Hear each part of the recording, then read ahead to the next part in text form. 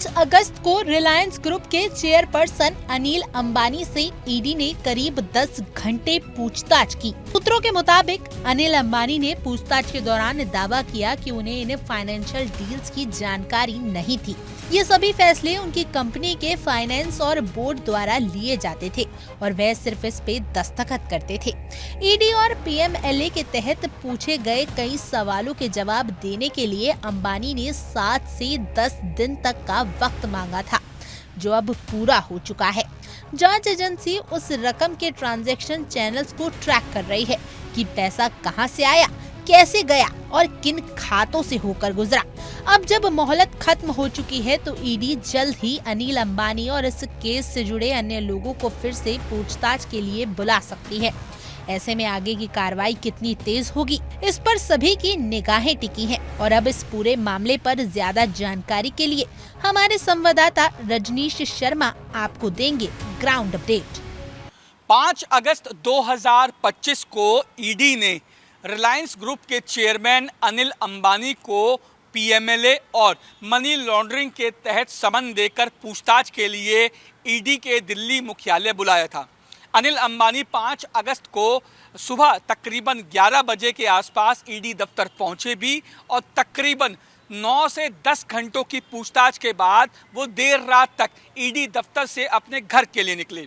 हालांकि इस पूछताछ के बाद ईडी ने यह साफ किया कि जिस मनी लॉन्ड्रिंग और पीएमएलए के तहत अनिल अंबानी से पूछताछ की जा रही थी, उसके एवज में अनिल अंबानी ने यह साफ तौर पे कहा कि उन्हें इस बारे में कोई जानकारी नहीं है। उनकी कंपनियों के जो फैसले होते हैं वो इंटरनल जो फैसले लिए जाते हैं वो बोर्ड द्वारा लिए जाते हैं, वो सिर्फ उस पर हस्ताक्षर करते हैं।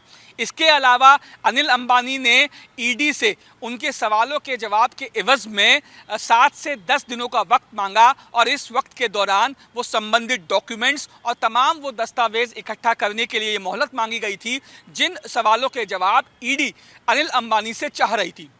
इस पूरे अगर मामले की बात की जाए तो यह पूरा मामला 17,000 करोड़ रुपए के बैंक बकाया लोन से जुड़ा हुआ है।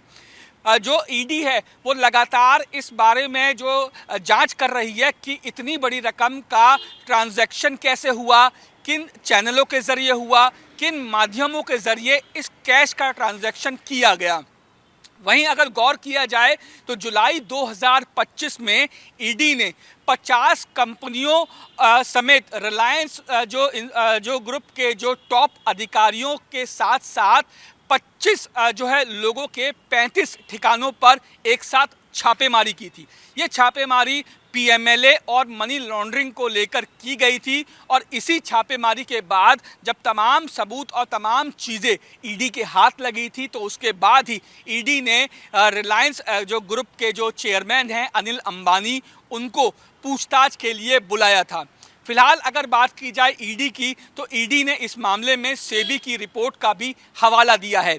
ईडी ने यह साफ तौर पे कहा है कि रिलायंस इंफ्रास्ट्रक्चर ने आईसीडीज की आड़ में रिलायंस से जुड़ी दूसरी संस्थाओं को पैसे का जो है वो ट्रांसफ़र किया गया था।